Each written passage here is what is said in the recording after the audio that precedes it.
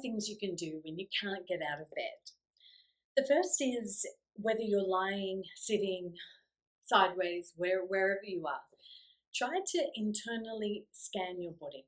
Just notice what is happening, and all you're doing is observing. You're not trying to change it or push it away, but try and observe what is happening in your head, your neck, your belly, your legs, your toes, and internally scan. If you can just take a moment just to internally scan, that can start to shift the overwhelmingness or not feeling like you can do anything or move or change. So just gently do that. I also have a Not a Meditation on YouTube that you can follow and listen to if that can be helpful for you in this moment in time. The second thing to do is, if you can, when you're lying down or wherever you are, is to gently stretch. So stretching your arms, moving your wrists, your ankles.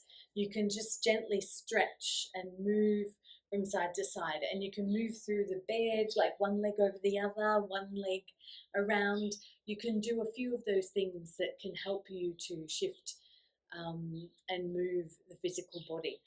The third one is if you can write. Please write while you're in bed, right away. Write whatever you can. It doesn't matter. It doesn't need to make sense. It's just write. Just completely write anything you can. If you can't write, and a lot of people can't, a lot of my clients can't write, is then voice note it out. So get your phone, all smartphones have voice notes, and talk it out. Talk it out to the voice note, and that can also shift a focus. The fourth thing you can do is attempt to name the feelings. So it could be grief, it could be sadness, it could be overwhelming, and try to feel where it might be in your body and try to give it a name. And if you can name it, then you can potentially start to have a dialogue about it and try to understand it more. So for example, I might be feeling, in my heart, it feels like Mr. Grouch. So if I can start to talk to Mr. Grouch, I'll say, hi, Mr. Grouch, what's your, what are you up to today? How are you feeling? And start to have a dialogue and a curiosity about what Mr. Grouch might be feeling and why, and where it might be coming from. And that can just try to help name, and it also then shifts the focus of the overwhelm, the grief, the sadness, and then it's something that it's a bit more tangible that you can kind of start to work with.